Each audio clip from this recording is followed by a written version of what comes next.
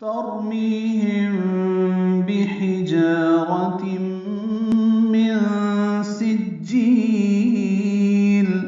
ترميهم تا باریک ہے، را پر ہے، را ساکن ہے، می یا مدہ ہے، ہم میں میم ساکن کے بعد بعد کی وجہ سے اخفاء شفوی ہے. ترميهم بحجارة، با حا جلدی پڑھیں گے، حا وسط حلق سے ادا کریں گے، جا الف مدہ ہے، دو حلقات لمبا کریں گے، را پر پڑھیں گے.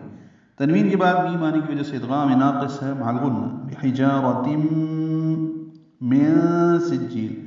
نون ساکن کے بعد سین آنے کی وجہ سے من میں اخفاء کر رہے ہیں، نون کے آواز چھپا رہے ہیں. سجیل، سین کو جیم سے ملانا ہے، جیم کو یا اور لام سے ملانا ہے، لمبا کریں گے وقفاً، مد عارض سکون ہوگی. سجیل مد عارض سکون میں یا ساکن کے بعد لام آنے کی وجہ سے بنی ہے، کیونکہ لام کو ساکن کیا، دو زیریں ختم کی ہیں. تنوین کے بعد فا آنے کی وجہ سے ملانے کی صورت میں سجیلن اخفاء کرنا ہوگا.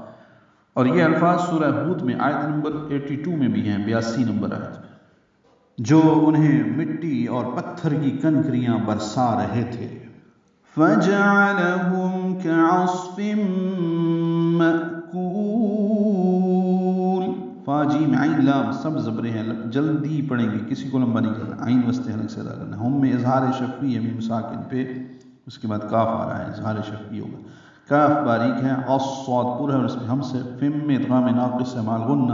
مأکول، م حمزہ ساکن جھٹکے سے ادا کریں گے، کاف کو لمبا کریں گے اور لام ساکن کر دیں گے. مأکول. آگے ملانے کی صورت میں مأکولم بسم اللہ، یعنی تنوین کے بعد با آنے کی وجہ سے اقلاب کرنا ہوگا. ہم نے وقف کر دیا، یہیں پہ طرح اور اس میں مد عارض سکون بنا کے لام ساکن پہ اظہار ہوگا. پس انہیں کھائے ہوئے بھوسے کی مانند کر دیا.